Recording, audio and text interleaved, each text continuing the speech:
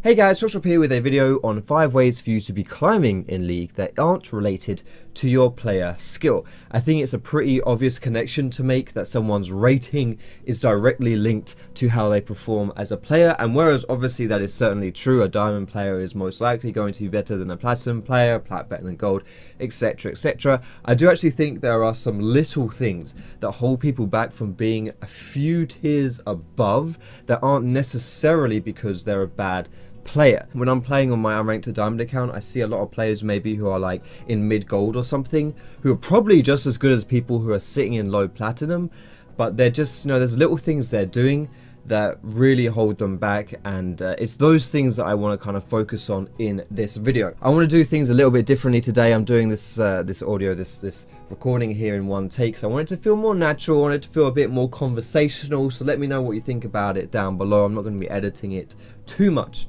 But anyway, the first way that you can be improving your rating without actually being a good player, or without improving your player skill, is to stop playing after 2 losses. Now you can say whether you want to stop playing after 2 losses in like one day, so you never play, you wait till tomorrow to play again, or whether it's just like you wait a few hours before you queue up again. But basically you want to cut the amount of lose streaks you have by stopping after more than 1 loss. This is something which I've always said since season 2 or something. It's something I never do. Like, I never do this myself. I'm really bad at like reining myself in. I know it, you just, when you're on a lose streak, especially if you're a bit frustrated about it, you just want to get that win under your belt. You feel so shitty about like stopping your ranked play without getting that win. No one likes to end on a loss, but legitimately, if you care about your elo, if you care about your rating, just stop after 2 losses.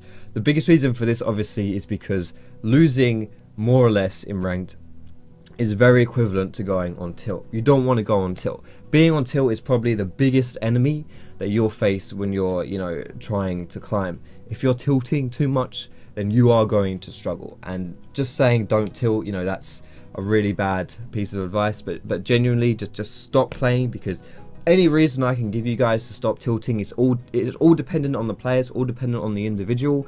Something that might help you to stop tilt might not help someone else, and vice versa. But just the one thing that I can say for everyone to do is to cut it short before it happens too much. Don't play if you lose in League of Legends. Second point I want to make here: play either utility or like tanky champions within your champion pool, especially on your off role. I think it's really important for you to be able to accept that you're going to have to get carried in some of your games. I think there is a bit too much of this notion, this mentality that if you're not hard carrying your games, then you're just not going to win. Everyone around you is awful, your team is awful, they're always going to be making mistakes, they're always going to be throwing the game, and the only way you're going to win is if you step up and you make the plays and you make it happen. To an extent, that is true. If you want to consistently win, then you are going to have to be the most influential factor in your games. However, having said that, if you are playing in your ranked games and you've got like a decent amount of games on your belt, like you're not just like 5 wins in or something like that, then statistically speaking, you're playing with players of the same skill level. All the people in your ranked games are people that have climbed to the same rating as you, the same way, they've won the same amount of games, or their MMR is the same, whatever it is. Basically, they're not as bad as you think they are, and your allies are always going to be the same as your enemies. So if you think your enemies, or your allies, sorry, if you think your allies are terrible, then your enemies are terrible as well. But if your enemies aren't necessarily that bad, then if your enemies can exploit the weaknesses of your allies, and your allies can exploit the weaknesses of your enemies, and you shouldn't be afraid to get carried by them. So specifically some champions who I'd recommend to do this: top lane, someone like Nautilus or Maokai. These are champions who, the reason why you're picking these utility or these tanky champions is because they can still influence the game despite the fact they're behind, right? If you get behind or whatever it is, or if you just, if you're not hard carrying, you're still extremely useful. Nautilus is very good at that. That's my personal, I use Nautilus a lot because I'm a crap top laner, and I get carried by playing Nautilus, and I can allow myself to get carried by playing that. So Nautilus Maokai for top lane. Lysandra was one I used to pick for mid lane. I think she's really solid. She's always useful, you know, she's got her ultimate, she's got a lot of CC, she can always play safe if you want to as well. And then people like Ashe for AD carry, she's another one who's easy to get carried because she's always got her ultimate up and she can like make plays with her ulti without actually having to be a good AD carry, you know. And then in the jungle, everyone you pick in the jungle is like supporty or tanky and somewhat similar for support as well. But just, you know, the general theory here, guys, is not to be afraid to get carried by your team. Don't have that huge ego. Don't think that if you're not going to carry, you're not going to win. I'm sorry if I sound a little bit off, by the way, right now. I can kind of feel it in my nose, like I'm a little bit, I don't know, groggy. I was trying to record this like 2 or 3 hours ago, but you know, I lay down just like, you know, I'll take a break, I'll lie down and take a break, and I fell asleep for over 2 hours. So that, you know, I'm kind of like, holy shit, I need to record this now. Sorry if I sound really awful right here, but anyway, do forgive me, guys. Anyway, moving on to our third point here. Don't type. Do not type anything in chat unless it's good job or TY. GJ or TY, don't type anything. That may sound a little bit weird, like what if I just want to have banter with my team? What if I just want to, you know, communicate with my team? What if I want to discuss strategies or shot call, whatever? No, don't do it. Don't do it.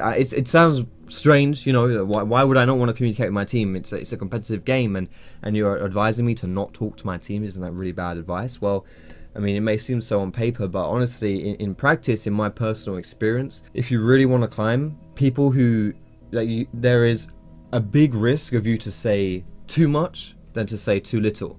You're going to be saying things that are going to hinder you climbing than not saying enough. Like, no one has made someone go AFK, no one has made someone rage, no one has made someone tilt by saying nothing. Or if it has happened, it's happened like 1% of the time compared to when you do type too much. You know, if you're just like getting a little bit frustrated, whatever, or arguing with your teammates, or sticking up for yourself, or just like, you know, if one player on your team who's like feeding his ass off and blaming everyone else starts ripping into you, and you're just like, all right, settle down then, mate. You're trying to put him in his place. Don't do it. Just don't say anything. You don't need to communicate with your team at all. Anything you want to say that is pertinent to the game, you can say through pings. You don't have to say it through actually typing it. You know, help me ping, or like if you want to do an objective, use the assist me ping. If you think someone's going to get collapsed on, if your lane's roaming or something, just use those warning pings. If you're going to go gank somewhere, on your way pings. You know, it doesn't, you don't need to type anything. Just don't type anything. Just don't bother. It's just a lot safer if you don't say anything. Fourth point here is a willingness to play from behind. This is something I see really like a huge amount, honestly, in ranked, especially as I've been ranking up in my rank to diamond. People just don't know how to play from behind, but more specifically, they don't really want to play from behind. They get very down and very defeatist after just a few kills in the early game. And whereas it may be a bit difficult to win games if you are playing from behind, which is fair enough, you know, it's understandable. That is kind of exactly how it's meant to be, because, you know, after all, it's a comeback and you are playing from behind. At the end of the day, there are a lot of games you can win just by not giving up. You know, I mean, if you just think about your allies, how much you view your allies as these idiots who just always throw and just are really bad, always getting caught out of position. Like, I'm sure you guys can think back at a time when you said, oh yeah, I was winning this ranked game, everyone was losing, but my AD carry just wouldn't group up, and then he kept getting caught and it kept throwing. You know, how many times have you said something like that, right? Well, the enemy team is susceptible to doing that as well. You've just got to be the ones to make it happen. You know, you got to be the ones to catch these people out, to make these plays. You can certainly win from behind. Like, no game is impossible to win.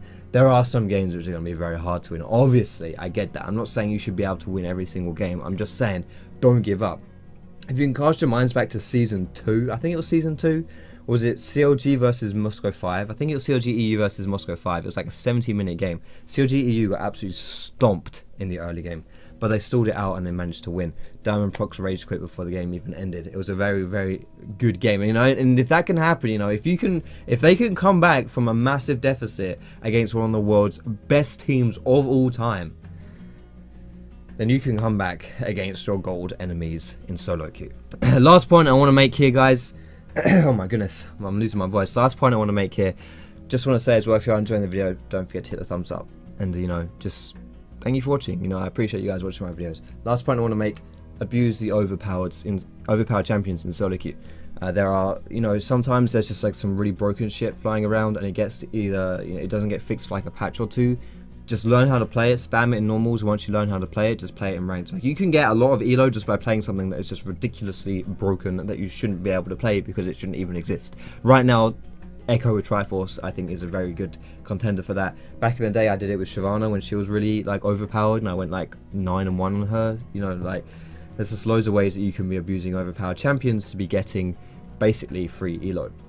You may think that goes against the point I was saying about picking utility or like tanky champions. I don't want to say, like, you know, pick those champions every single game. I just mean you should have them in your champion pool. Anyway, that's basically all I want to say for this video, guys. I hope you enjoyed it. If you did, feel free to get your thumbs up. Again, let me know what you thought about this, you know, different kind of format where I'm just talking off the top of my head. Well, I've written notes and stuff, you know, I'm not editing what I'm saying too much. It's more conversational. Let me know what you thought about that. And yeah, thank you so much for watching this video, guys. I hope you have a great day, and I'll see you in my next video.